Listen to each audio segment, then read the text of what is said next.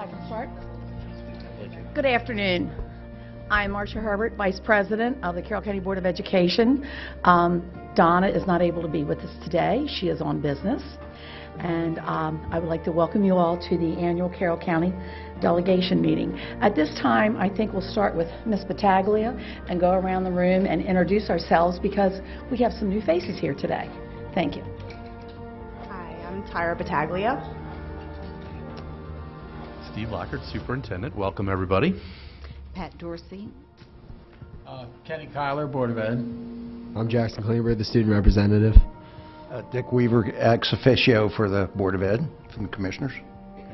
John O'Neill, Chief Operating Officer. Cindy McCabe, Chief of Schools. Good evening, Jason Anderson, Chief of Academics, Equity, and Accountability. Marcia Herbert, Vice President. Haven Shoemaker, State Delegate. Justin Reedy, State Senate. Susan Krebs, State Delegate. Warren Miller, State Delegate.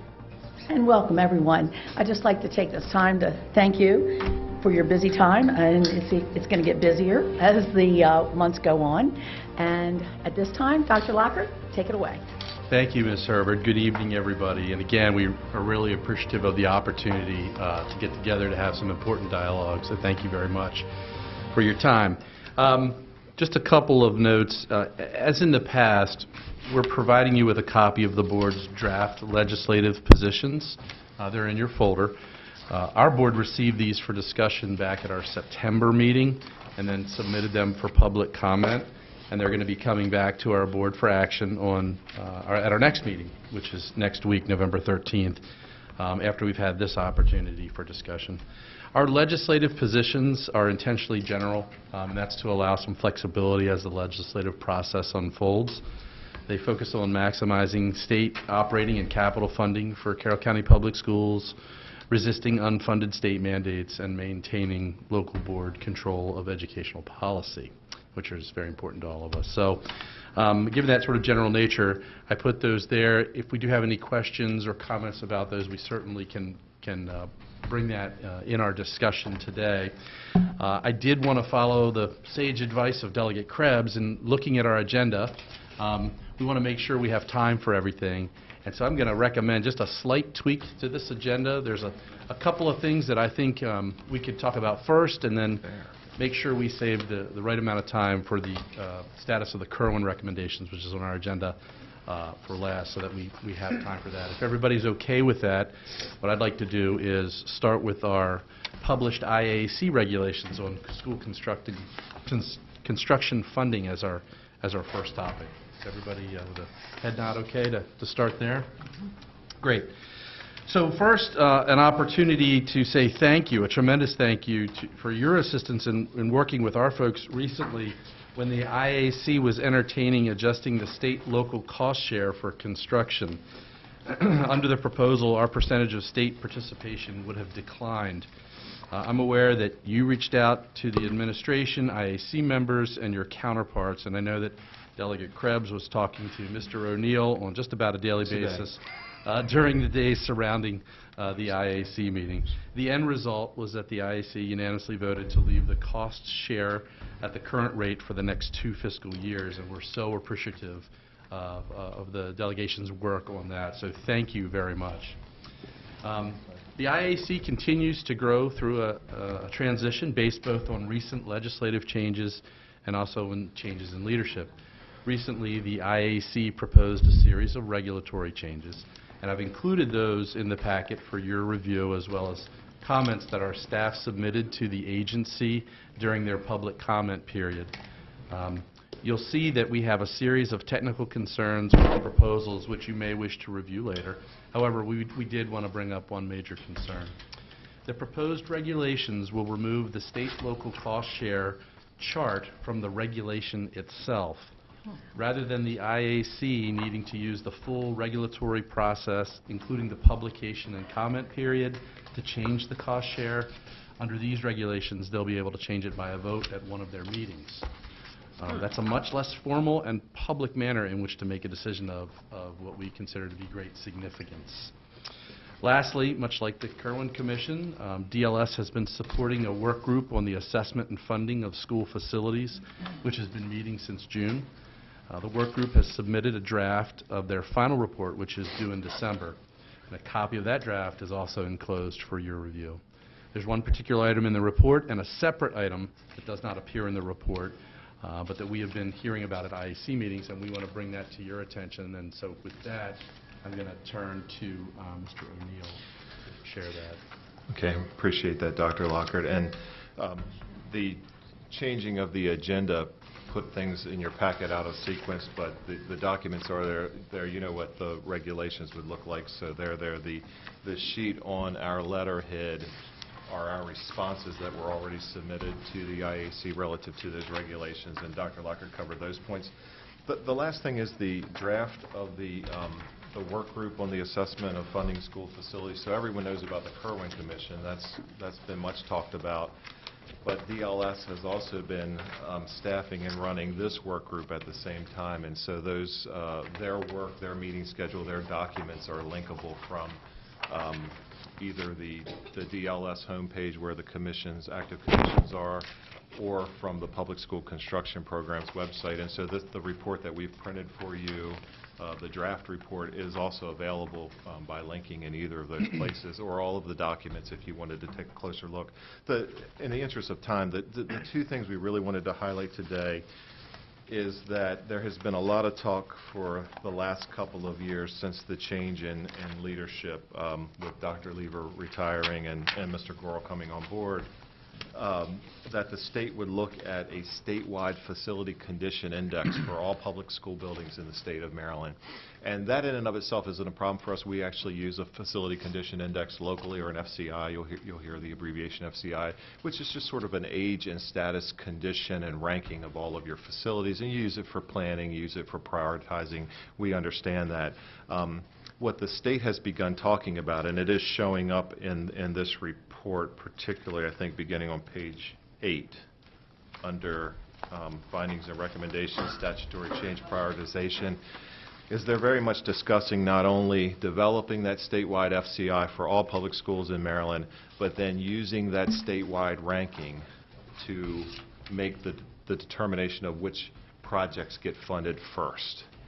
And so that is a certain kind of equity in that, but that's not a kind of equity that's going to help a school system like Carroll at all, probably Howard as well, because our buildings overall, and we have, as all systems do, we have some variation among our schools, but overall our schools are going to rank very well in a facility condition index, meaning they wouldn't be anywhere near the top ranking of schools that, if this model were enacted legislatively or regulatorily, would then determine which projects go first. So, we get the conversation that surrounds equity on the operating and the capital side, but this would be a form of equity that would exclude a lot of school systems, we think, but especially our school system. And so this is if this becomes a reality of funding, then that's a big concern for us. I'll also note somewhere in here at the end of that discussion, they actually talk about piloting this, and it's actually on page 9 below the graphs, and I'm not sure yet what that means. That's something we'll have to try to explore more with the IAC and their staff, but I'm not quite clear how that evolved into already a pilot, who authorized that sort of thing. So that might be something that, as this session begins, we might explore with you, or if it appears in regulation, especially for ALR, we might explore that with you at that time. So that's something that's a highlight right now for us. That's a concern. And my apologies for the miscommunication, Delegate Rose. Delegate Rose is here. That's not Delegate Cox. I don't have a name placard for you. I'm late, so I could be Delegate Cox. Okay, thank you. I just had one quick question. On page 8, the work group agreed proposed category weights are appropriate, but also noted that the schools, and I'm jumping into the CTE schools. Do you know how this may or may not affect our career in tech and anything as far as the weighting, and how that could benefit us or not benefit us? The only thing that I can say now is our conversations with the IAC staff have consistently for many years shared with us their desire for us to move our career in tech project forward. So nothing they've said or done raises an alert to us right now, especially on the time frame we're on with that project. And how I'm reading that, Delegate Rose, is that they are at least recognizing that special schools need to be treated differently or somehow separately than the overall FCI because they're special programs for special purposes. And so they are at least giving it that recognition. Will they give us any sort of weighting based on the number of kids we turn away? Does that benefit us as far as weighting? So we are, that project is very much underway. In fact, next week we'll bring design development documents to the board, and we haven't gotten a formal answer yet, but we're actually at the stage where we're talking about eligible enrollment with the staff, and at the staff level the response has been very, very positive. The staff actually encouraged us to increase the number that we believe should be the eligible enrollment that the state would participate in. So we're waiting for an IEC, I'm having trouble here, an IAC meeting when the IAC would vote on that eligibility and let us know. But so far the news on our current tech project has been good, and this isn't causing us an alarm right now, but we have other projects we're looking at in the future. Right, the and future, this, I think, is a big concern. Do you have planning approval for the new career tech yet from the IEC? I mean, do we have just the preliminary planning approval? From the state, yes. Yeah. So State we and already county. have the first step planning approval. Correct. Yeah, That's we good. don't for We're in the East queue. Middle or any other systems, or there probably isn't a modernization I mean, the beyond one thing these. that's concerning about me, to me, is it seems to help people that haven't helped themselves for many years. Carroll County's kept their buildings up, and we've done that, maintained our buildings, made sure our inventory has been good for many, many years, and some of the school districts have not done that. And I know a number of years ago, before even your time, I think, we gave Baltimore City $1 billion ahead of time in advance for school construction, and they haven't been able to use it. They just cannot get the projects done. And they were supposed to use it to close schools, renovate schools, and it was I don't even know if you were there, it was like 7 or 8 years ago. So it seems like what we're doing is we're rewarding bad behavior from counties that didn't keep their inventories up, and the counties that did keep their inventories up, like Carroll, that always tried to maintain their schools. Under this plan, you're basically rewarding Bad behavior. not bad, whatever you want to call it, not any investment. Unwise behavior. Underinvestment, and the Carroll County's done investment in their schools, and it doesn't seem the right way to do it. But I just have a question on this. The first thing you started with, Okay. on the proposals for Comar. You put these comments to the Interagency Committee on School Construction. It hasn't gone to AELR yet for this? I think it probably has by now. Because these are kind of things, Doesn't know that, not yet. okay. Maybe not. I was a little bit confused by the publication timeline because the meeting where they voted ultimately to not change our cost share and others' cost share, I thought that they were scheduled to vote on it then, but they did not. So maybe it's not there yet. And I would say there's a lot of technical concerns that we have with those regs that you can read it. I would say our biggest concern is removing that cost share chart from the regulation. And not that the IAC meetings aren't open, they are open, they follow the Open Meetings Act. But changing something through a regulatory process is a significantly different threshold of public awareness and participation than changing things at an IAC meeting and then publishing it to the website. Now, statutorily, they only look at it every 2 years, so there's not, I don't want to portray that there's a concern that they would change it one Wednesday and no one would know. But we're aware when something's published in the Maryland Register, and there's ALR too as an opportunity to weigh in. And listen, I want to, on the issue regarding the share, John did everything perfect, just the way you should do it. I mean, you guys talked to your Superintendent's Association, you talked to MABE, so everyone was on board with it, the other counties that were impacted. I know Barry Glassman was involved. You contacted me. I contacted the governor's office. So you did exactly what should be done so everyone knew what was going on, and then you went to the meeting and they fixed it. And sometimes it's really as simple as being there to advocate on your behalf. And I think the same with this, like with AELR, now that we got Delegate Shoemaker on AELR, just bringing it to our attention, and we got some other folks, I think Delegate Buckles on AELR, is that right? Sometimes it's just bringing this stuff to their attention so they can say, wait a minute, we want to make this change, and they will. I would say a couple of things. I certainly understand the perspective that you gave it. If you spoke to the IEC, particularly the executive director, this is a model that he operated under when he was in that same role in New Mexico, and believes that they had a lot of success as a state and using this as both a planning and a prioritizing tool to improve the inventory. But if you do a little research on that, there was also a huge influx of capital funding that went with that. It wasn't as simple as we used this tool and got there. So it's just important to us that you be aware now. We'll try to track it, and I know you will too, and we'll let you know when and where it shows up. But I do think it'd be detrimental. This isn't, to me, a uniquely Carroll problem. This is going to be a lot of school systems, I think, particularly those that aren't necessarily booming in growth, like a Montgomery Well, or and the Howard. cost share that you caught would have affected us greatly at a time when we're ready to do a big project. We haven't done a big project in Yeah. many, many years, and of all the time. So getting that fixed, whether it's 5% or 10, it's a huge difference. So That timing wasn't good. Now, the lens that you put on this is a lovely segue into the last issue we wanted to raise and put on your radars today. And it's a little bit trickier because it doesn't show up anywhere yet, except in sort of staff-to-staff discussions we've been having with the IEC staff. It's not in the funding draft report. It's not in the regulation. Perhaps it'll be in future regulations. But as we meet with them to go through our projects at the staff level, where they go through the nuts and bolts and the details, they increasingly have been talking about, in addition to using the FCI someday, to taking a rolling average of a county, of a local board's capital program. And originally I thought I heard it as 5 years. More recently, they've been discussing that as a 10-year average.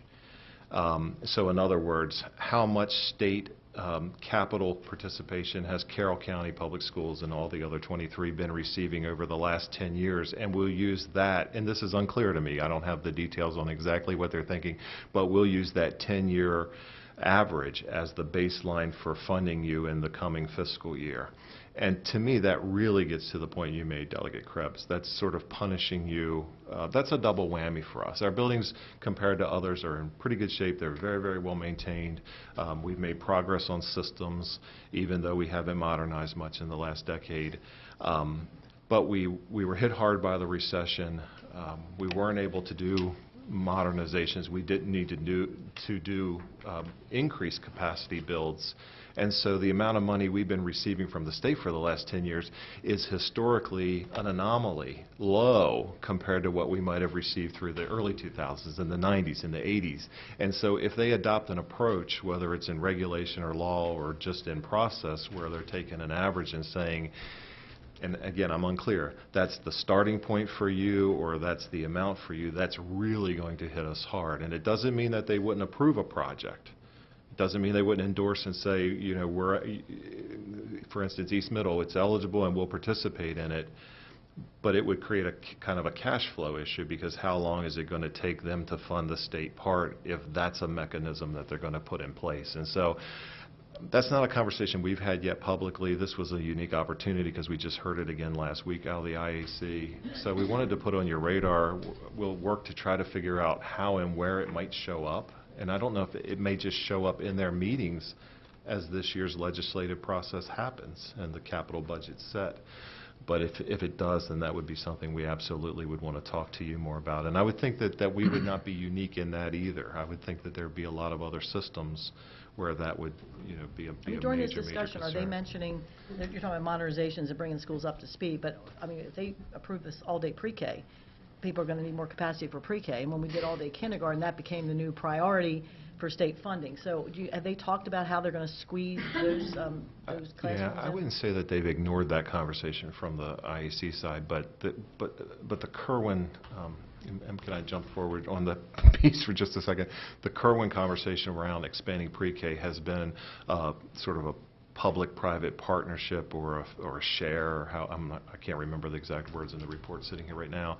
And so the theory in the policy part of Kerwin, the report that was issued last January, is that the increase would be A, voluntary, B, it would be on a threshold of either 300 or 600% of federal poverty level, so not necessarily completely universal, and that the the capacity need would be met through a 50-50 split between the school system. So you don't see it as being a big of an impact as it was all-day kindergarten with needing classrooms? Certainly not. That would be a much different approach than that. I could kind of see out of my periphery Pam Myers, our supervisor of early childhood, nodding, I think in agreement with what I'm saying, so that's making me feel somewhat good.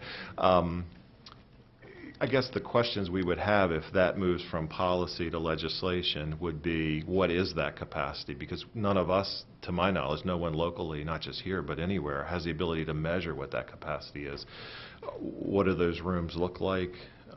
Do they have to be approved by an agency like the IAC or not? And what about the certification status or highly qualified status of those teachers in those situations? And I'm not saying that doesn't exist. We just simply don't know whether that exists or to what level. And so I hope if they would move towards legislating that as right now a policy discussion, that they would take that into consideration in an appropriate timeline to make sure that there's capacity both on the public side and on the private side as well. April, or Delegate Rose. You know, that was one of the things that Delegate Shoemaker and I were at one of those, the joint briefings on Kerwin, and that was a question I asked Dr. Kerwin. If they impose this legislatively and impose that on us, you know, what are they want private providers to help with this, but then there's going to be all sorts of regulations that they're going to have to adhere to, and if local people don't want to adhere to that, and we have a list of parents that want universal pre-K, and then we don't have the providers, what are we supposed to do, say in Carroll County? And the answer was, well, we don't know. We have to pass the legislation first, and then we'll figure it out later.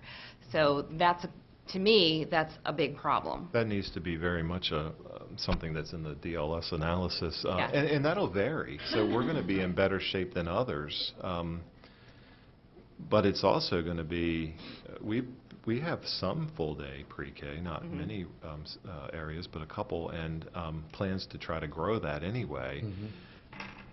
We have a little more capacity than maybe some other counties do, and some might have more than us. But there's also sort of what's an acceptable standard there. We still have, is it 4, Ray? Where's Ray? 4 full-day kindergarten classrooms that were never completed yet as a capital project. And so that, you know, that's some, I guess it would depend on what everyone's comfortable with being a pre-K classroom, because it's not necessarily easily going to be the same size classroom that you might expect as an educator, as a parent, with a restroom, with with the activity stations and that sort of thing in it. There's going to be some other jurisdictions in the state where it's how long do you want to have a child in pre-K traveling on a bus? Maybe even here, but certainly Eastern Shore counties would have trouble with enough capacity with both private and, I would imagine, you know, if you live in Dorchester County, you might live 30 minutes from the main town, and you know, so I'm hopeful they slow their roll on that whole discussion, but we'll see when we get down there. And proximity for the private side, Senator, you know, although not everyone would agree with this, schools tend to be generally placed where people live. Correct.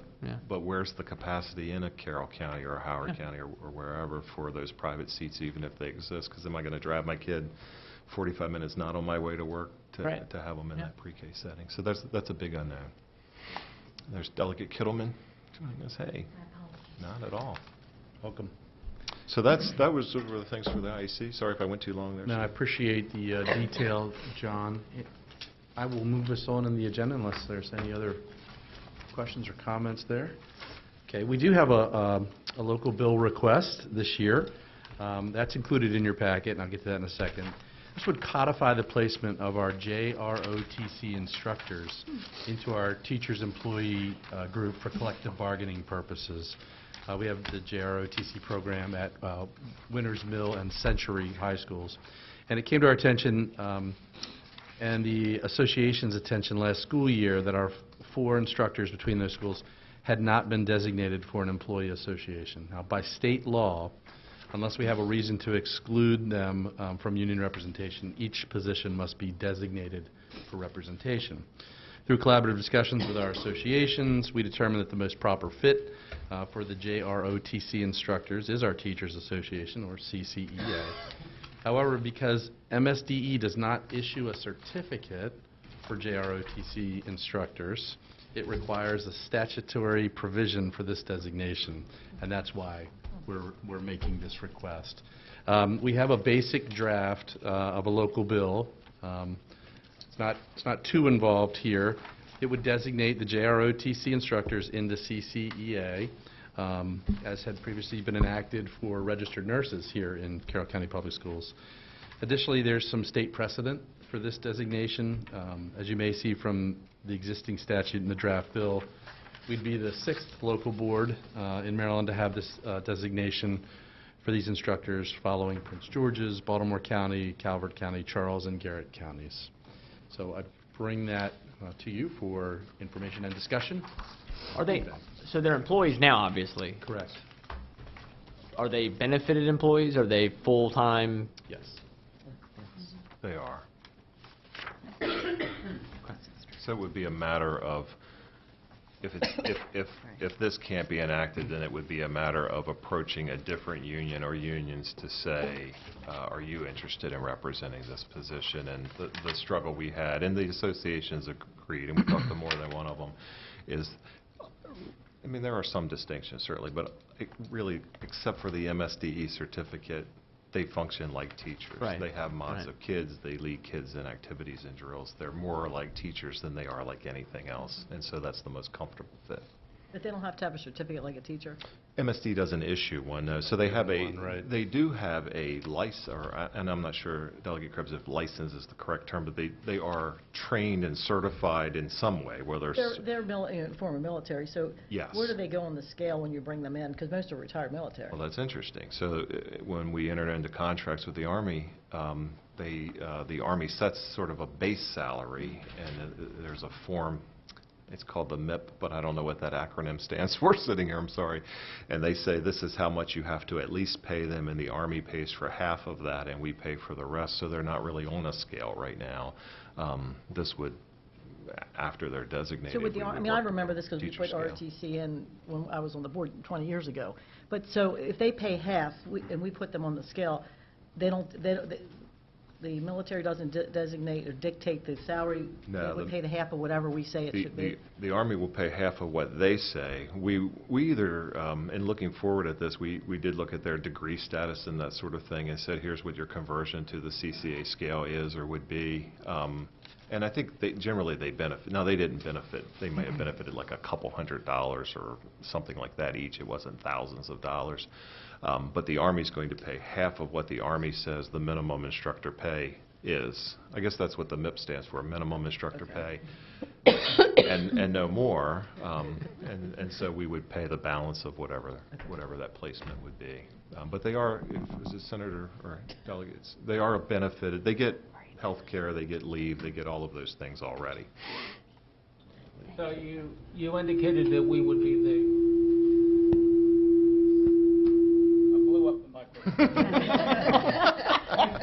You indicated that we would be the 6th jurisdiction. What do the other 18 do? Do they not have JROTC programs or what? What's the deal? That's a good question, Delegate Shoemaker. I don't know that they do or don't have programs. If they do, they don't have them designated in their teachers unit. Teachers, right. It They might may be in another a different unit, or they may be excluded like our 4 folks have been up until now. I can research that if you'd like to know more. I'm not sure. Curious. Okay. Okay. I will move us along then, if everybody's in agreement there. Great. So as a matter, just as a matter of process, what we'll do is we're going to have a local delegation bill hearing, and we're going to get that schedule out. It's going to be early December. So this December 2nd, that's right, yeah. So December 2nd is the date. We'll send you something more official, but we'll add this to our agenda. So we'll probably ask, I guess, John, for you to come present, or whoever you'd like, but John usually to come present this there, and we'll go from there. Great. And we did add, over the years, we added the nurses and the supervisory non-certificated employees because for the same reason, they were Right. not included anywhere, they were sort of out there. Right. So that's been done in the last, I don't know when. Okay. Thank you. So next on the agenda is the status of the Kerwin recommendation. So this is a good time to provide an update and have some discussion around the status of the Kerwin Commission process. As you know, as everybody knows, this work goes back a few years, I think 2016 when it began, and it's been an interesting journey. The process began with feedback from stakeholder panels, work including presentations from a consulting firm, the formation of the Kerwin Commission itself and their work, and now the recommendations from the funding work group formed over the past summer. There is always a lot of discussion and often speculation about what Kerwin means and what will happen, but reality is for us, until legislated, it continues to be a challenge to plan for in some respects. Everyone was able to review the Commission's interim report issued last January, and that was really a report on policy considerations. And while there's very important information included there, we continue, like every school system, to see what legislative enactment or policy guidance comes from MSDE. We did receive greater clarity after the last session with the passage of Senate Bill 1030, the blueprint, which gave us a 3-year bridge to possible future changes. Now the initial view of the funding work group's findings gives us a little bit better picture of what may come in your future sessions for possible long-term changes to the education formula. Honestly, so far the outcomes have been pretty good for us here in Carroll County Public Schools, and the work from the funding group also looks positive for us locally. We do have some handouts for you, and I don't intend for us to go through them page by page, but want to use them for reference as part of our discussion today. One is a recent presentation from John Woollums at the MABE conference, providing a Kerwin update. And I did want to highlight slide 8, which does show the 3-year phase-in approach from Senate Bill 1030. That's included for you. And we could talk about all these. I want to get through a few talking points here first and then get into some discussion.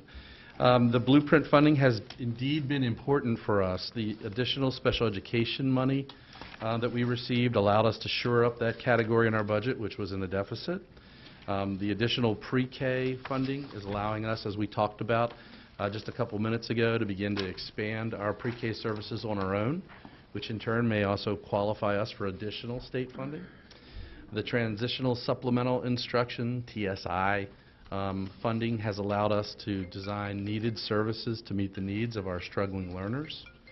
The funding for the mental health coordinator position, which was required by the Safe to Learn Act, is very much appreciated because that was initially funded under the safety grant, and we would have had to assume that cost in our budget. And lastly, we're able to work with our teachers to use the teacher salary grant for the purposes intended to support teacher salaries, and that was, again, very much appreciated.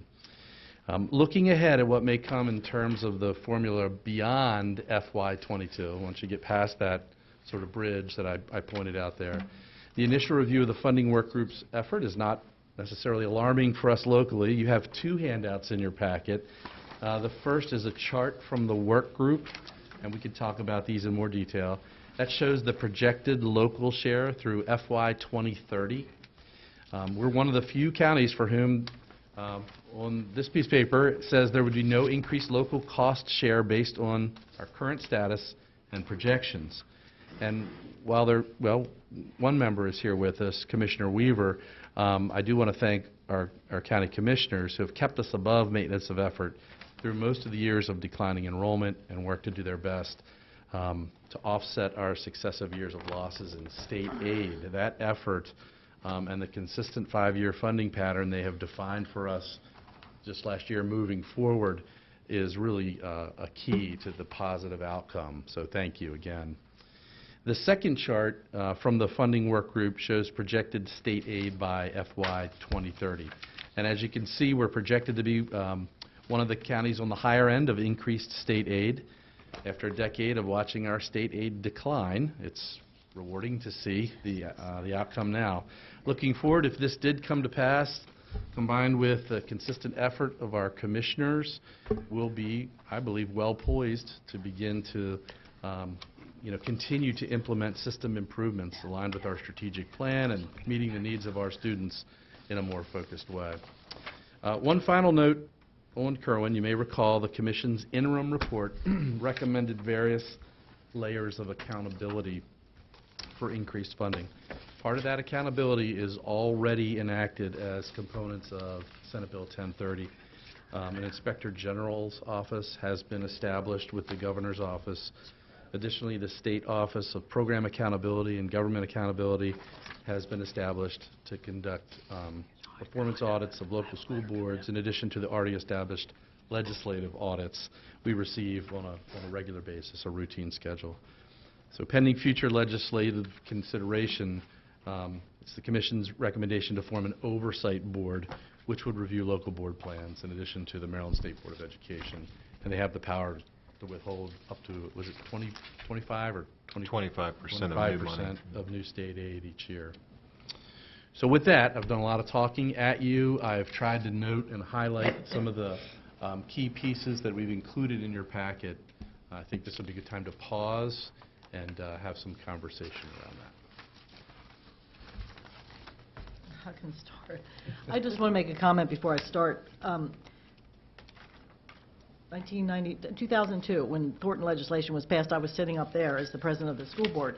And I literally could take the words Kerwin and put Thornton and change all-day pre-K to kindergarten, and the same words were on the paper. And we all supported that because we wanted to improve education. And it was $1.2 billion at the time that was approved in 2002 with no way to pay for it.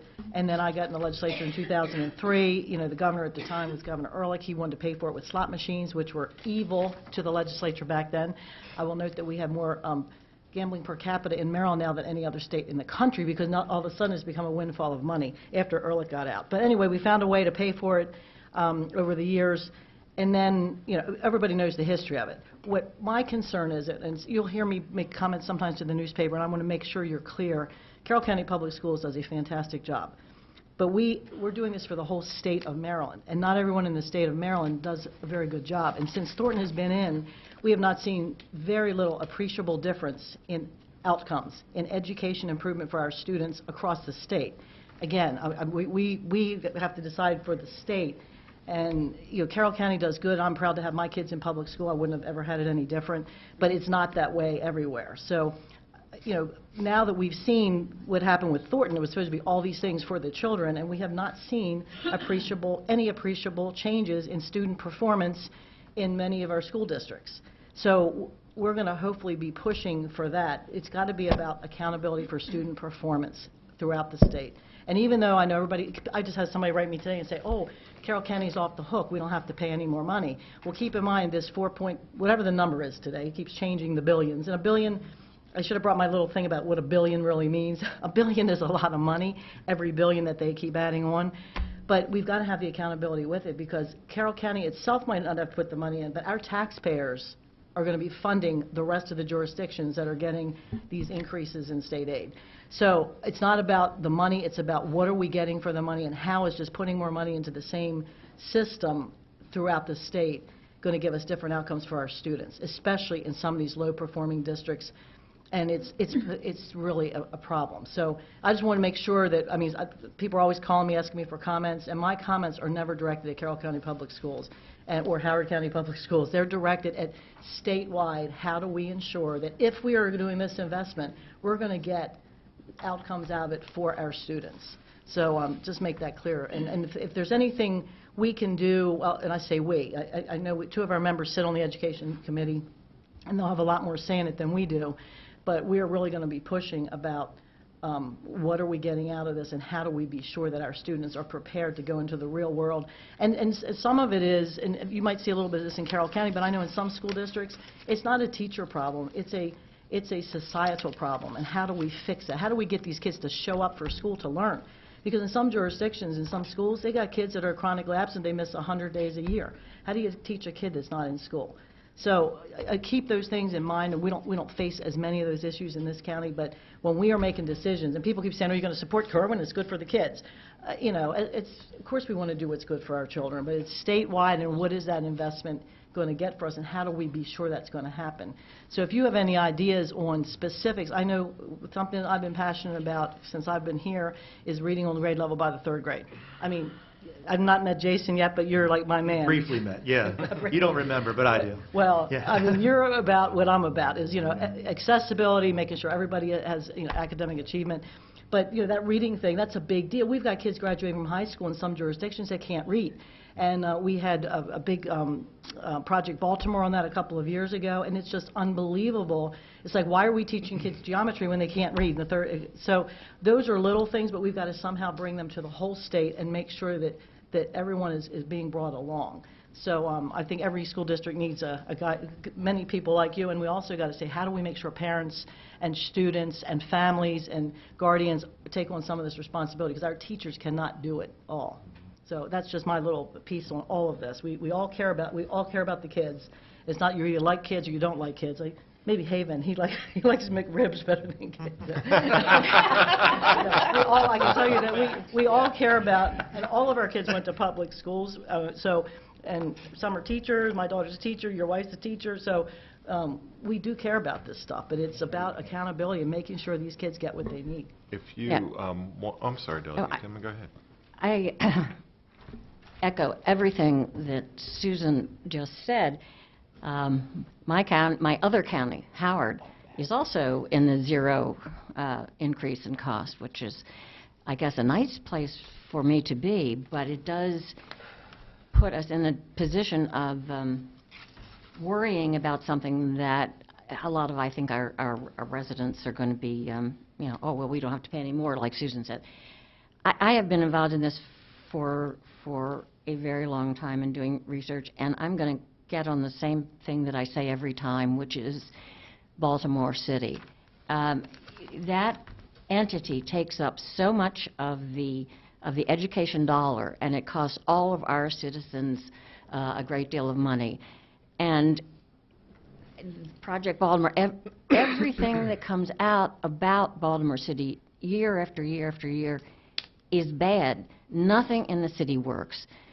Just recently, there was the Federal Census Bureau had reports comparing big school districts, and out of the top 26 that they compared, Baltimore was next to last in virtually everything. It's infuriating because it's a political problem. It's not the kids. I mean, I don't think they even, well, I won't say they don't care about the kids. That's not fair. But there is not enough understanding of the kinds of things that they can do. They have 38 charter schools, which helps because it gives parents some choice. But they have, the legislature, in all of its wisdom, set forth a bill that for failing schools, they could do a lot of things except any of the things that might matter, like charter schools or districts or things. So I worry about that because I think that trying to approach Maryland on a one-size-fits-all it is very difficult to do because you have Baltimore City with so many different problems, and then you have Howard and Carroll, which people come here for the schools, and I think that that's great. The other piece of it that I wanted to mention is the accountability, which I again echo. The idea of withholding money from a school system is something that we tried in the legislature recently, but it's like telling a kid who's bad in school that they're suspended for 3 days. It's it's the same thing, is that they're complaining that they can't do this and they can't do that and they don't have money, so we're going to take money away. It's not something that's going to work. And somewhere there has to be real willingness and real accountability to hold people accountable for the actual outcomes. And I don't see that as long as the teachers union in this state has as much power as it does. There are so many. The idea of having teachers' professions be upgraded and paying them more money, I think is fantastic. But the problem is it is not going to mesh with what the unions want. That means you would have to pay for quality, and there would have to be some sort of merit system involved, and a lot of other things that the Kerwin Commission suggested that are great, but until I know that we've got some chance of achieving those things, I have a real problem with it, and our governor does too. And even though it's his, it was an investigator, inspector general, he is very concerned about accountability. And I think that there are an awful lot of people in the state who are not quite as gung-ho this time around as they were during Thornton. Those are my So- thoughts. General responses to both Delegate Kittleman and Delegate Krebs. For whatever it may be worth, Mr. Willems on slides 23 and 24 does kind of bullet out that remaining piece of yet to be legislated accountability from the Commission's report, the Oversight Board. And Delegate Krebs, you triggered something in my mind. Chris Hartlove, who many of you know, our Chief Financial Officer, and I were talking either today or yesterday, I'm not sure now, about looking forward at Kerwin and what the work group had done. And both of us are old enough that we were in roles in public schools before Thornton as well. And it occurred to Chris, and so I'm taking credit for his thought, that Two 19-year-old gunslingers in there. if you go back, as some of us do, if you go back to pre-Kerwin, the money was very, very restricted. Pre-Thornton. Pre-Thornton, the money was very, very restricted, and so, you know, the great thing that was going to come from Thornton, in addition to more money, was to remove the restrictions so that local school systems had much greater flexibility and could use their money where they needed, but then they needed to be held accountable for how that worked, and that was the Bridge to Excellence Master Plan, which we still do, even though Thornton's long gone, in terms of the phase-in. This is kind of a return to pre-Thornton as they lay it out. Much of this money is restricted, or I know targeted is no longer the popular word choice because of the connotation. Is that but what these columns are on this that's one what those chart? columns are. What And is CWI? even the money that we saw. And I'm glad you pointed that out, because you're right. I didn't realize that they're returning to all these categories. Chris, if you know, will you come to the podium on that chart if you know what all the abbreviations mean, or Rest of some them I of get is them? on the Yeah, but that was an interesting thing for us. So a couple of things, and I fully understand what you're saying, and I'm not trying to have an argument with you, because student achievement accountability is a different form of accountability than financial accountability. But what we're already seeing as this ramps up, even the money we got this year, which Dr. Lockard reviewed for the Blueprint Bill, very helpful for us, especially the special ed piece, the teacher grant. And because we can document that we're taking the money and using it for exactly what it's supposed to be used for and getting results. Very restricted, Right. and its use, and many of these categories are That's very exactly restricted. what we did. We actually took the guidance that we received and are monitoring. In fact, we were just talking about TSI. We have a monitoring meeting. I just saw an email about that coming up to make sure that not only are those things happening that we said are going to happen, but we're monitoring results as we go to make sure it's working. Yeah, and in addition to that, when we're talking about the idea of, with the recent Senate Bill 734 with the screening, I mean, we're looking at efficacy across the board. So you'll be happy to hear that we're looking at the types of interventions we're putting in place right now, and then what kind of efficacy are we getting here in Carroll County Public Schools. So we can make better investments for instructional I mean, programming. one of the things that's always been a concern of mine is special ed funding, and I don't know, it's whether the chicken or the egg.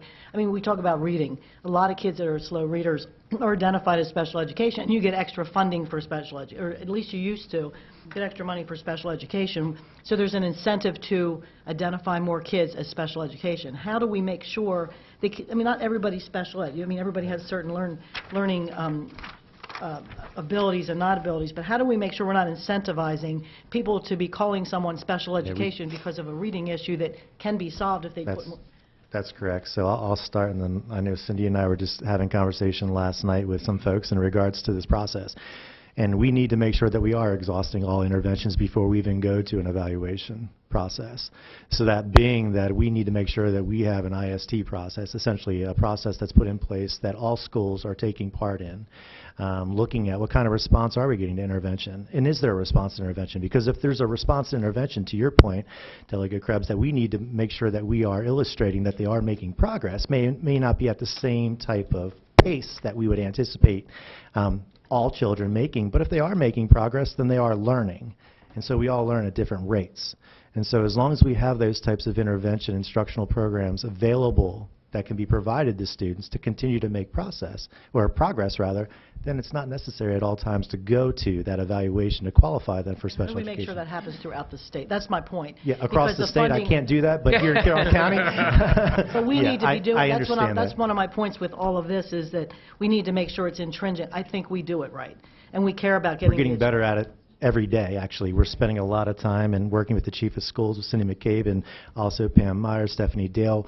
Our special ed team's also an active member in that process because they, too, want to make sure they have the right students that they're servicing, because we have special ed teachers right now. They're busting at the seams in regards to the number of students that are on their caseload, to your point earlier. And I think you'll remember back when Scott Stone was on the Board of Education and Dr. Ecker was here, even back then we were handling some of these same concerns, and at that point we made a concerted effort to make sure that our curriculum was a balanced approach to literacy instruction, and that every student, regardless of any of the other factors, was going to have access to all 5 components of that balanced literacy instruction, including explicit phonics Thank you instruction. for saying that word. That word was not ever be said for a long time, but I think Right. that's a good word. Well, that's what 734 is showing now, is that that's what they want you to look at. You know what I mean? That's one of the components, and I'll give credit to Stephanie and Pam for working with the state to make sure that we have included that into our screening process. And it's part of our instructional program now, and that, I inherited that, but it seems to be working well. But my point is, we need to make that somehow be a part of the whole state process. I mean, we can do it, we're the model, but how do we get that in the bill to make sure that's part of the accountability for all 24 jurisdictions? So how that's been explained, whether it sits well or is something you would agree with or not, is there's the financial accountability. So we anticipate tons more reporting by category and audits by program, and that's fine. We'll do that. And you also have already enacted the bill that requires us by January to report cost per kid at the school level, so that's already in place to come out in January. For the program piece, the commission's report at least. So what the bill I think you'll see is that this oversight board would be created. That's not the state board that's somewhere, I presume, I don't know this, but I would presume be appointed by the presiding officers and the governor and whoever. So it's a different state agency who would withhold, and they're recommending 25%, but they would withhold based on the local plans, the programmatic plans for performance, for outcomes, for achievement. And if you're not up to snuff, then they would say you're not comparatively, and we're going to withhold X amount until you are. And that doesn't bother us, but we're differently positioned maybe.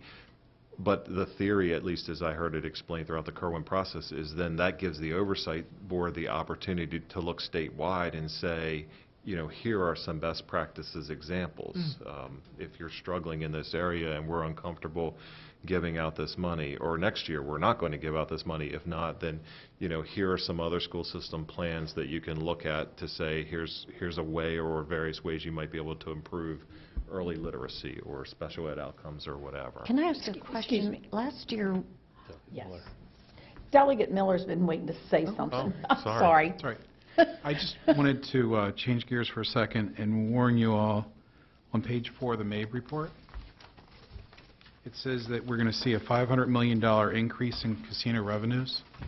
Yeah, That's not necessarily true. that seems unlikely. That may be what the casinos generate based on the question, and that will be dedicated to school funding, but existing funding could be shifted to other priorities. It's not necessarily an increase. So it could be a one-for-one exchange. So this paints a really rosy picture that I don't believe exists. And then further on, they talk about this increase. We all know gambling revenues go up and down. You look at the state of New Jersey, you have good times, you have bad times, it's gambling. Sometimes people gamble, sometimes they don't. But this seems like in this report, they're gambling with these numbers, and I wouldn't trust these numbers to be accurate. So while this looks really rosy, it concerns me. It's a bit misleading. I just had a question when you're talking about reading. We passed a bill in the legislature this past session that, I don't remember it exactly, but it had a lot to do with making sure kids could learn to read. Do you remember that one? It was, and I just wondered if that had been something that you all have dealt with, and if the bill is actually helping. And That's what you're doing. Yeah, that's what we were talking. I believe I referenced 734. Oh, that's what the screener. Yeah. Thank you. And so yeah. So Stephanie Dale, who's here, who is our content specialist for elementary reading, has worked with a variety of folks across the state to make sure that we've enhanced our screener, to make sure that we are looking at some of the types of indicators that was mentioned earlier, that is phonics-based, but also when we're looking at automaticity, when we're looking at listening comprehension. Well, that's bizarre. I'll get that, hold on. So yes, we are, and we're spending some time also. I'm really not, it looks nice, but I'm not touching it. Hang it up somehow. Who's calling? Maybe it's someone from another jurisdiction calling for some advice. That would be great. We seem to be doing well here. Hit off. Hit the phone button. That's your I really car want you to warranty. answer that. That would be great. It's about your car warranty. So Delegate Kettleman, as we were saying, absolutely, we are very much involved in reviewing that and putting those recommendations in place from the All right, Chris Hartlove, for those people that don't know him. Quickly, there was some questions about Persistent. there were some questions about the categories of funding that we now the red one. are receiving. That the one that's CWI, that stands for Comparable Wage Index. And Comparable Wage Index, if you look at the counties, we're unfortunately not one of the counties that would receive funding under Comparable Wage Index. You see that we have a 0. Notice that the counties are the larger, more more in the corridor, the city, Washington, Baltimore corridor. Basically, what they do with that Comparable Wage Index, it's a way to account for counties that have a higher cost of living. So what they do is they look at other professions. They look at what those professions make in those jurisdictions versus what they make in the rest of the state. If those dollars are higher in those jurisdictions, they get additional dollars. It's basically, it replaces the geographic cost of education index that we used to have. Unfortunately, currently we get the GCEI. This is probably maybe one of the not good things about this. We don't get the Comparable Wage Index. And Chris, let me ask about that, because back when we did GCEI years ago, obviously that was a decision, I wasn't there at the time, but that was a decision that was made because some of the counties weren't getting any additional resources. So it was sort of a political influx of money to get some people on board, like specifically Montgomery County. But when you look at that, those particular counties, whether it's Montgomery or Howard, they are higher wages, they have to pay more, but they also collect more because they do have higher wages. Correct. And they have higher property tax. So I don't understand, I've always said if you work in, Allegheny County and you're a teacher making $35,000 or $40,000 a year, it's a lot different than a teacher in Montgomery. However, a teacher in Allegheny County making $40,000 a year is probably over the average wage in Allegheny, but in Montgomery County they'd be poor. So just because they can bring more money in, why do we need to adjust for it in the state? Why isn't it adjusted for naturally because they're bringing in more resources? That was one of the things that came forward from the original report from the consultants. It did. Yes, and basically the way it works is they'll take a field or a job like an accountant, and they'll say an accountant in Montgomery County makes whatever. I'll just say $80,000, and then an accountant in Carroll maybe makes $60,000. So they'll use that to say, okay, then therefore a teacher in Montgomery County should make that ratio different, and the other costs as well are that different ratio. So that's kind of the background. Consultants put it out there. It looks like it picked up some momentum, and it looks like right now it's something that's in the recommendations. And well, Chris, if you would stay there, maybe we could take 2 minutes and step through these columns in case there are any other questions. So, and I'm going to ask Chris to verify my understanding and fill in my blanks. And hopefully it'll sort of tie back to the conversation that Delegate Kruppes was having about pre-Thornton and now this.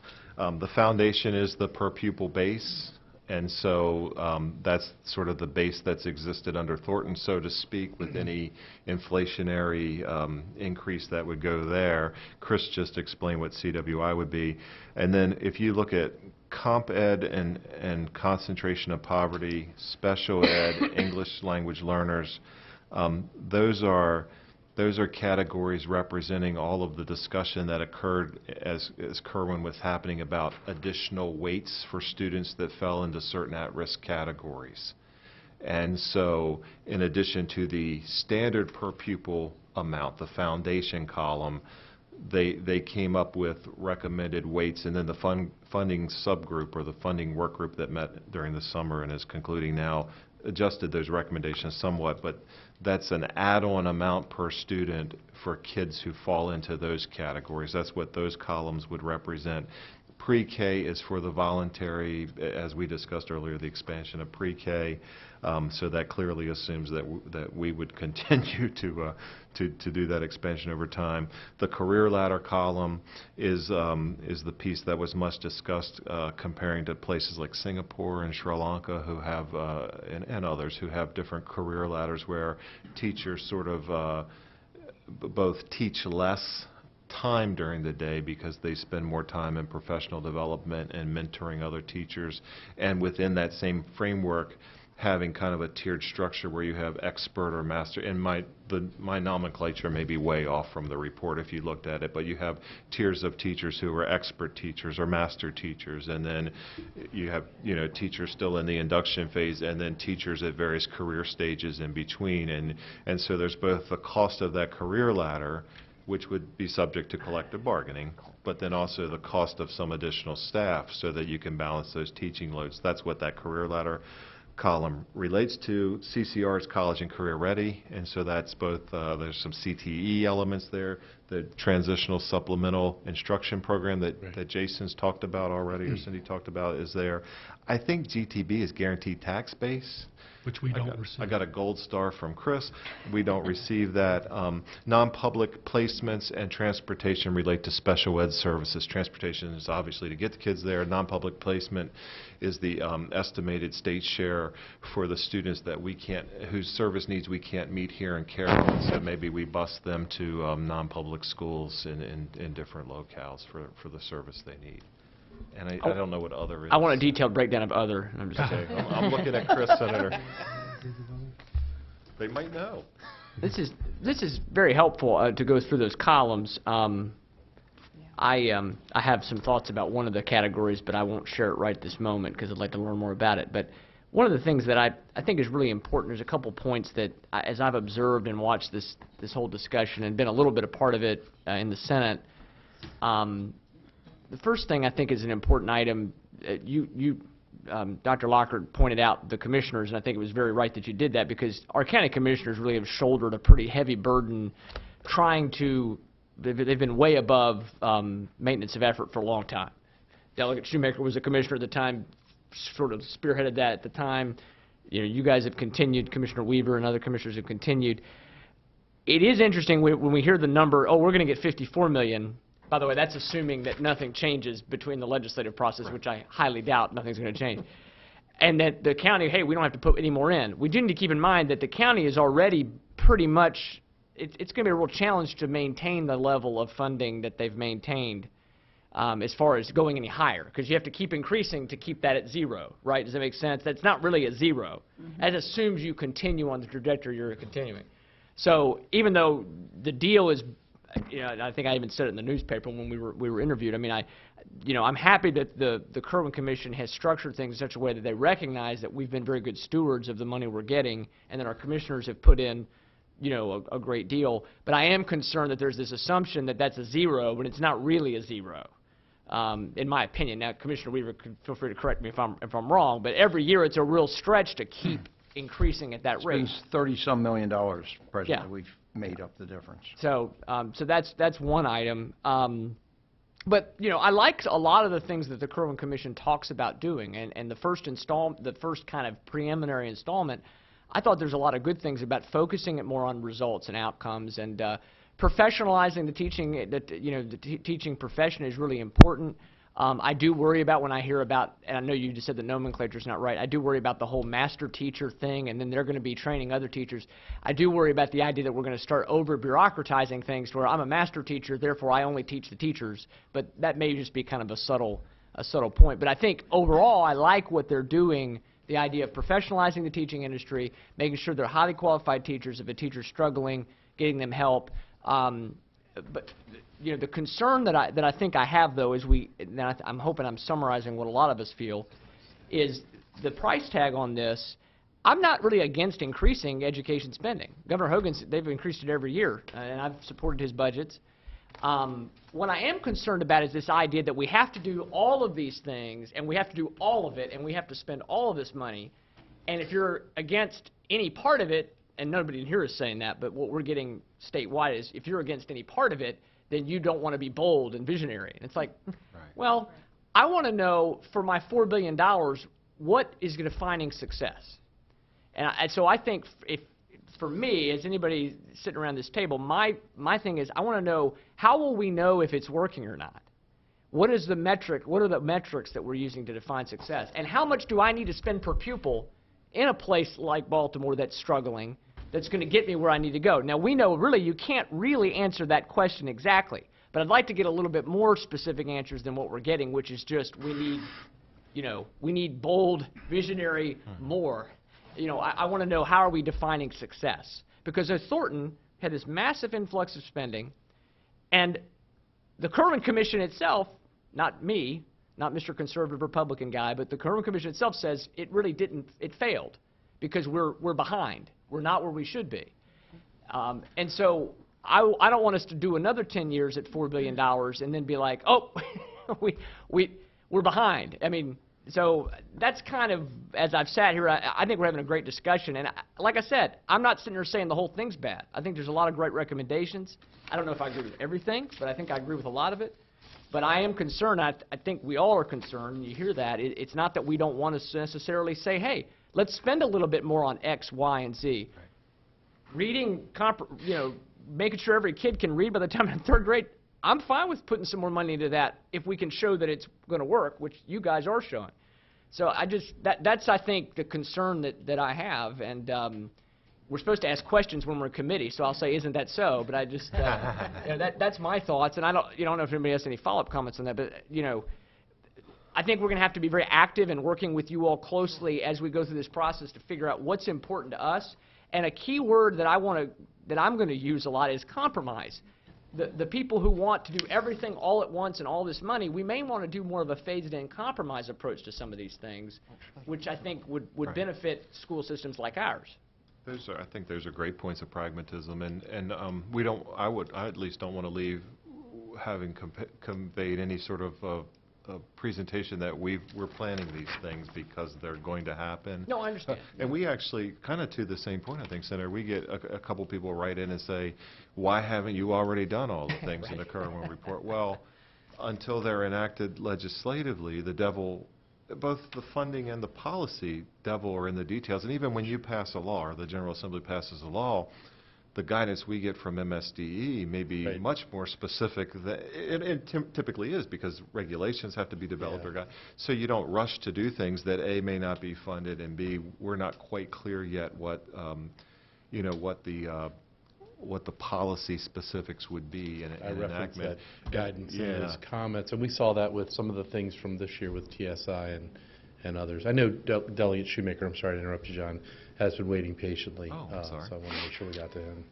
That's all right. I was glad to see in the preliminary numbers, and they are preliminary at least, that Carroll County is not going to have to, fork over tons of extra money compared to what a lot of surrounding jurisdictions are going to have to come up with. And I guess I will take a victory lap on that, because I was on that board back between 2010 and 2014, and we had to fight tooth and nail at budget time to continue to fund the public schools over maintenance of effort. That was not easy, I can tell you that. I was there, and I got the gray hair to prove it. But what I do have a concern about with regard to Kerwin, and it's a concern that I expressed down there, and when I cross-examined Dr. Kerwin, but when he testified before us, that commission was put in place, I think, back in 2015, and that was the first thing that they were supposed to look at, was the funding formula. And instead they came up with this big wish list to model us after Singapore or whatever it is. And, 3.5 years into their charge, which under the law, the Thornton law, was supposed to be to look at the funding formula, now they get around, finally, in 2019, to talk about funding. But so they came up with this hodgepodge of recommendations, and now they're talking about what it would cost and what each county's share would be and that sort of thing. But as we sit here today, and I think Delegate Miller kind of alluded to this too, we don't really know where this extra $4 billion is coming from. And so, when we're in Annapolis, we have to take a globalist view, a statewide view of what's before us in terms of potential legislation before we vote. And according to the governor's folks, what this means is a $6,000 bill for every household in the state of Maryland. So I'm very concerned, and I know the philosophy of a lot of folks in Annapolis is, if there's a problem, just throw money at it, and that'll take care of the problem. Well, we saw that didn't work with Thornton. I suspect it won't work with this, so I'll be really anxious to see how in the heck we're going to, foot the bill for this over $4 billion wish list. That's where I stand. I just wanted to add a piece. Today, when I was reading online, there was an article, I think it was in the Maryland Public Policy Institute, talking about Thornton. It said Thornton Committee gets an F in math. And it was showing a graph that indicated that over the 10-year period, it's going to be closer to 35 or 43 million. Now, I didn't look at it long enough to understand completely what they were saying, but I do think that's something that, we really ought to understand, because they push back when you say $4 billion. There tends to be the sense that, well, but that's going to be over a long period. Apparently, that's not exactly right, and so I hope I can figure that out at some point. My just comment, like my colleagues, I certainly have seen a lot that I like in Kerwin, especially when it pertains to career readiness and CTE, and that's something that's important. But I feel like there's been pushback year after year after year for anything that has to do with flexibility. My concern is, as we move forward, I think Delegate Kittleman mentioned it, or maybe Delegate Miller, we've got this one-size-fits-all giant solution, where if we had more flexibility in our local systems to do what we know would work best for us, I would feel much more comfortable with the cost and where we're putting that money. So, and I've seen, and we've sit on the education subcommittee, every time we try to push through anything that has to do with career and tech and college readiness and career readiness, anything that's different or flexible, up to this point is no, no, no, no, no. We're not going to dictate, curriculum. We're not going to tell the state what we're going to do with curriculum. Now all of a sudden they want us to accept, oh, we're going to do all these great global things with all of these. So I'm looking at it with, a wary eye. You have to look at it from a total perspective as far as the tax and what we're going to get in return. Sure. And if I can see where they can demonstrate that we're going to have some sort of flexibility as we move forward, because like Delegate Miller pointed out, they're counting on all this money coming in that we can't, it's not in the bank. And my concern, so right now, universal pre-K, it's voluntary. How long is that going to be voluntary? When are they going to come back and say, okay, now you have to do this? So that's a concern, and implementation as we move down the line. You mentioned a couple, Mr. Hartlove mentioned a couple of things we don't get credit for.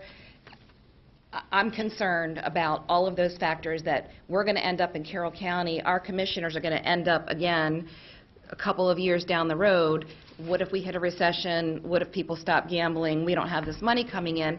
Now we have all of these mandates, and how are we going to pay for them? And now we can't pay our teachers, we're going to be laying people off. So I have a lot of concerns. There's things that I like, but that's And we would share all of everything you've said, especially Senator Reed and Delegate Shoemaker hit hard. We would oppose unfunded mandates, presuming our Board of Ed adopts the legislative positions as they have in the past next week. Right, Certainly, we led with that.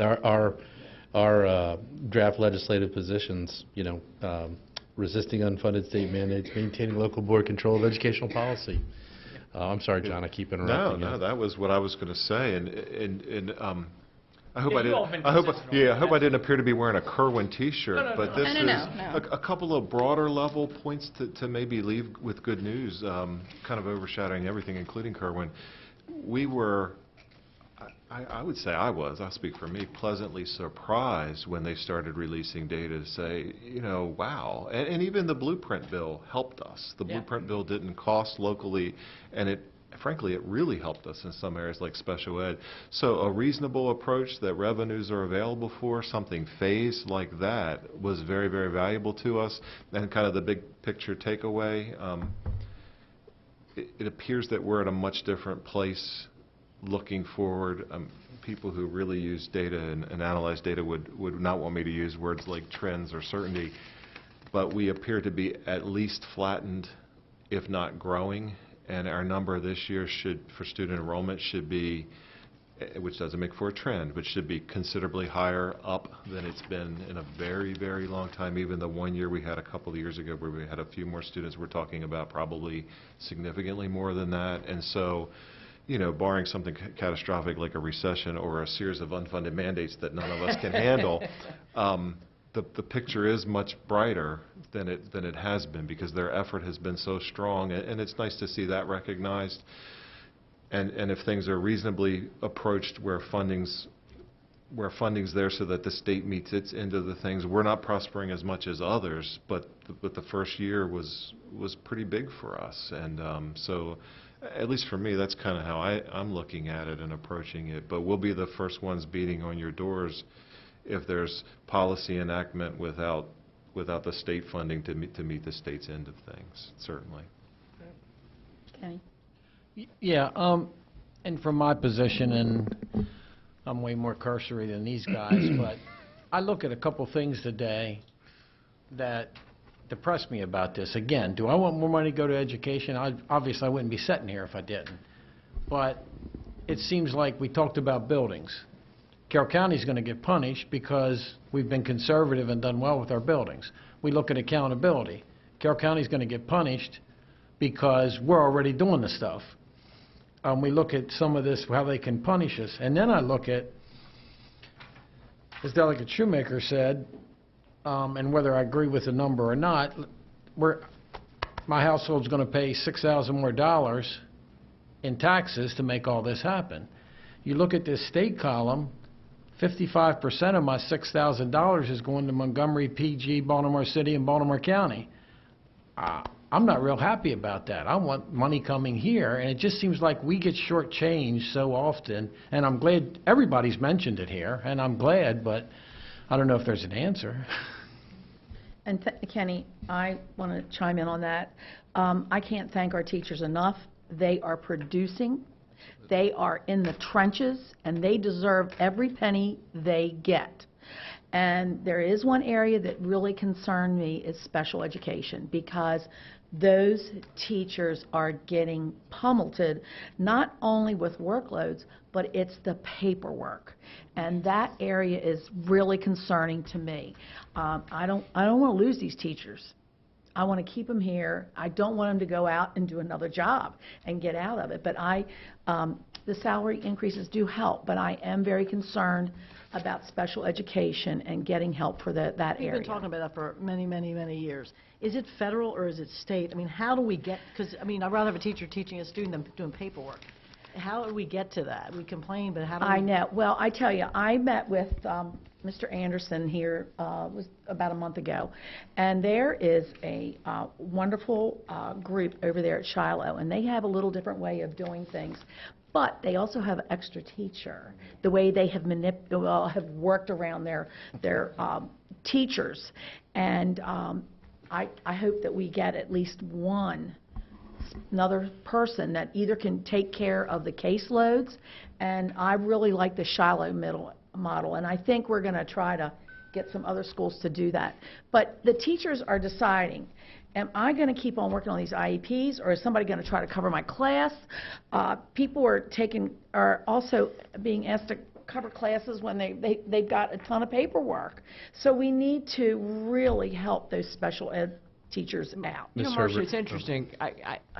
One thing, when we're all up here talking about accountability, one thing we've got to be real careful about, and we see this, the state always comes along, you see this at the federal level all the time. I told Delegate Schumer, I want to come back to life as like an education consultant, because apparently they always have a job. But they have these conferences everybody goes to. They say, we've got all these new tougher standards, new stuff. And it's like, we got to be sure that accountability doesn't mean, oh, the teacher has to fill out another piece of paperwork to be accountable. So you're right. I mean, that's a huge issue for teachers. It is, and I'm all the time visiting schools. And I am telling you, when I go to special ed, I see a lot of sad teachers. I go to phys ed, and Very tough everybody's job, going, yeah. and it is a tough job, and it really hits the elementary school more so than the middle and the high. And I want those teachers to get those salary increases, but we definitely need to see more money, help in that special ed area. I mean, it's taking a toll on our teachers. Marcia, let me ask this. I lost my train of thought. No, I mean, that's what I was going to say, is that I have had numerous special ed teachers down there saying exactly the same thing, so it's a problem that I think most people are aware of. But it just occurs to me that we have a president who is cutting back regulations, and we have a governor who is cutting back regulations. And is there some way to quantify or just put in writing the things that are the most problematic, and at least make an effort through our congresspeople and whatever to get some attention paid to this and try to cut down on the paperwork while we're doing other things? And A lot of it is you could say would be federal. A lot of it is compliance, and what we're seeing from our teachers, our special ed teachers, is that their fear of falling out of compliance. And a lot of that is the paperwork and the case management. But Delegate Krebs, you started the conversation off today saying, listen, a lot of this is societal, right? So the intensities of the students that we're serving now have increased dramatically, and that's what we're seeing there as well. So the demand on our teachers is excessive. Are you saying that you don't believe that the paperwork can actually be reduced? I think that is probably a federal aspect of the law is what we're referring It's to. also a legal compliance issue. Well, it's a huge issue. Yes. School system concerned about getting sued by parents who believe that you're not doing it. And Senator Reedy, that's what we're hearing from our teachers loud and clear, is that they are fearful that they won't be in compliance. And so they're spending enormous amounts of hours of time completing the paperwork to stay within compliance. And one could argue that then the service of instruction to the children is then being compromised, right? Right. And it really does suffer. I will tell you that, because they have got to complete that paperwork. And then it's like, okay, I need to teach this class. I need to prepare for class. I got to fill out these forms. And it's a very difficult thing. And that definitely has to be attended to, because it is very difficult in that elementary area.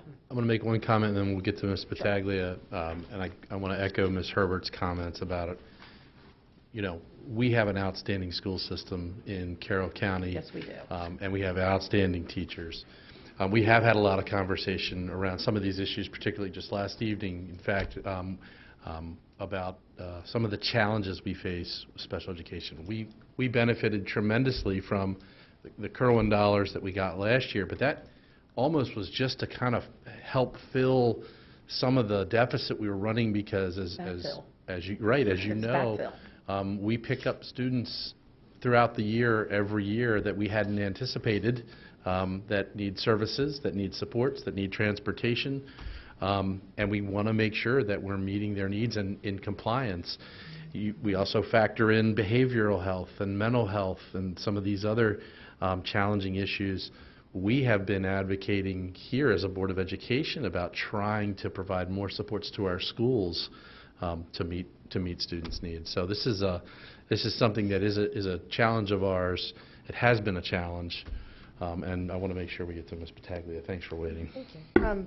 Actually, my comments really echo what Ms. Herbert said and Dr. Lockhart said. You know, we need to make sure we are investing in our special education and we are able to identify those students that need their IEPs. You know, so we can get the reading resource staff that we need and the math resource staff we need in our schools so we can identify those that need help earlier, and hopefully they won't need that help later on down the road. So then that helps the school system a little bit better regarding scores, and I think that's accountability. That's a really good piece of accountability. You know, we have problems with a lot of our students. Our students have a lot of social needs now. You know, we have trauma students, we have students being raised by grandparents and other family members, so we need to make sure we have those intervention therapists available for those students, the school psychologists, the mental health piece. Like all those things, you know, every county has their issues, but I think that's something big that we've noticed. I mean, I believe Carroll County has the highest suicide attempt rates in the state. That's a problem. And I think that's something that we need to make sure we are addressing when it comes to our education needs for our students. Anybody else? Anything else to say? I just want to mention, I did that paperwork for 7 years. It's horrendous. When you have a folder that thick on 35 kids to keep it up, the focus became the paperwork, not the student. And that's not where it should be. And I know what they went through. I finally, that's enough of this, and went on to other things. But I agree with you, Marcia. This is a paperwork nightmare for a lot of these teachers. And if the student requires a lot of services, the paperwork's even worse. And the coordination, the communication with parents, all the things that go into it, takes a lot of time. And I know at that time, I'd call parents 10:30 at night so I can get a hold of them, 11 o'clock to get a hold of them. You're on the phone all the time trying to keep things intact, and I know some people here in the audience know exactly what I'm talking about, and it can drive you crazy. They do need help. Plus, the students at the lower levels now have changed. It's not the same student as we had 10 years ago. Some of these first, second, kindergarten, first, second, third age kids are different. A lot of them have other issues that we never faced before. And this takes more time, and they do need services, and I know Kerwin has to address it, but please help on that level. That is really needed. Thank you. Anything else? I just want one more thing. Sure. Tara mentioned suicide rates, and obviously we have the opioid issue, and Dr. Lockhart serves on the opioid task force with me. And one of the things we have to remember is education is not the only thing on our agenda and in the budget. And I serve on the health committee, and healthcare is huge, as you know from the pressure on your budgets. And I just met with Change this morning. Once these kids leave K-12, they go on to needing care in the community. And those direct care workers are being paid, you know, $12 an hour. They don't get the benefits anywhere near what public schools or government gets. And we can't even find enough. And then we're raising minimum wage on them, which means they got to raise their whole wage base. So there are so many other pressures on the budget. Delegate Miller and I were talking before the meeting. There are 8 groups of people that we fund, whether it's daycare for people that are in need, whether it's disability, and there's 8 different pots of people that have to meet the minimum wage requirements. We've only, you said, funded 2 of them so far. We've still got all these pressures on our budget just because we raised the minimum wage, and now we've got to raise wages for all these things that the state supports. That's not even been addressed in the future budgets, but yet we have a law that says they have to do it. Right. Well, how are these organizations going to pay that when they don't get an increased state funding, government funding, to do it? So, I mean, when people talk about education, obviously, is in our Constitution, is something we should be doing, and we've got to do it right. I mean, that is one of public safety and education, and taking care of people that can't take care of themselves should be our 3 top priorities, and that should start with what we need there. But we've got to recognize the other pressures on the budget, and health care is huge. Mental health is huge. The opioid issue is huge. And, you know, maybe if we get our arm around some of those issues, it will help in education with our students and their families. There's no silver bullet, but things, and I hate to say they're not like they used to be, But, you know, you look back in our generation, those old It's folks. very I mean, true. we had like 5 kids in our whole school that were special education. Things have changed, and I don't know what it is, but it's very different today, and it's a challenge for school district, it's a challenge for our teachers, it's a challenge for everybody. But keep that in mind when we're balancing all these things out. Education somehow always has this big voice up there, but you got a lot of people that don't even have health care. We're trying to put dental care in. I mean, you got people can't get jobs because they don't have teeth, because they don't have access to dental care.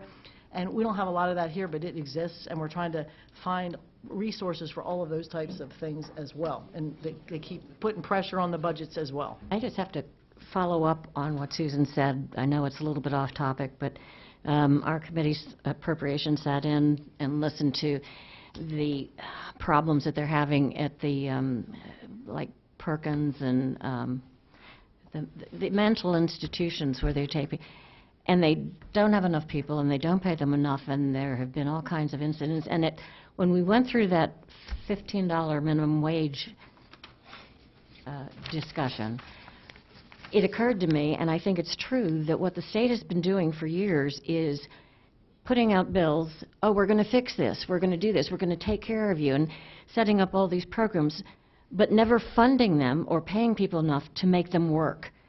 And I'm not sure that there is an answer to that, but it's something that I'm really going to look at and harp on during session, because I think it's just completely unfair to the people who are trying to do the jobs and the people who expect those services.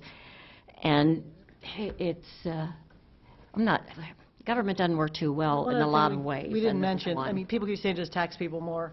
We're one of the highest, we have to put that on the record, we're one of the highest tax states in the country. Yes, we are. We have the worst, we're 49th out of 50 states in places to retire, and we are losing so many of our retirees, especially in Carroll County, to Pennsylvania. Right over the line, there's no tax on retirement income. People can't afford, teachers, policemen can't afford to stay here.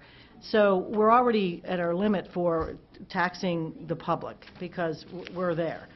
And there are a few other options that have been thrown out there that I do not agree with. One is taxing marijuana. That's this magic, you know, we're going to tax marijuana, but yet they want to do away with vaping. Well, it's like, wait a minute, the marijuana is being vaped. I don't understand the philosophy of some of these folks, but that's sort of an untapped thing.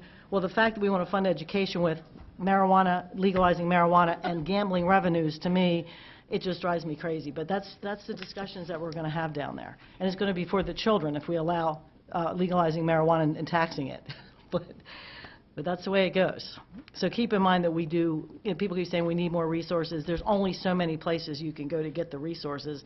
And we're already, we discussed this in our caucus a lot of times, we have lost so much wealth in this state because of our high tax burden. You lose your wealthiest people and they move across the line, or they move to Florida 6 months in a day, you lose all of their income. You lose their income tax, you lose their property tax. So then the middle class ends up footing the bill, or for the people down here who are receiving services. So losing the wealth is not a good thing. You want to keep your wealth in your state, and we have not been doing that. And it's been problematic. Counties like Montgomery County are suffering from that today because they're losing a lot of their folks with wealth. They retire and they move, and they're losing their tax base as well. So keep that in mind. There is a balance that we have to find so we're not losing folks. I think Carroll County, we do an amazing job with our nonprofits. Like, all of our nonprofits, they have all their information out there so people know where the resources are. A lot of times, though, a lot of people don't know those resources are available. But I think that's something that Carroll County does very, very good on, is that we are able to say, look, this is a nonprofit that can help you with child abuse, drug abuse, opioid abuse, domestic violence. Like, we are very blessed to have that here. Not many other counties have that opportunity, and I think it's something that we do very well with, but sometimes we just need that little extra help. But I think we brag all the time about how well our county works together, whether it's the school system, the hospital, the nonprofits, anybody. I mean, just the people sitting at the table, whether it's the state's attorney, it is really, it's not done like that in other counties. No. And it is just That is a true statement. It is a true statement, and I am very proud of it. I'm always bragging about our county, how we work together. There's no silos. No. So I thank you all for that. All right, well, I'd like to thank you all for coming. We had great conversation, and thank you, Mr. Hartlove, for his expertise. Tonight, we have a community town hall at Westminster High School at 7 o'clock, and then right here in this building next Wednesday, we have our monthly Board of Education meeting. So, and thank you for all your time. I really do appreciate it. Thank you. Thank you. Have a good evening.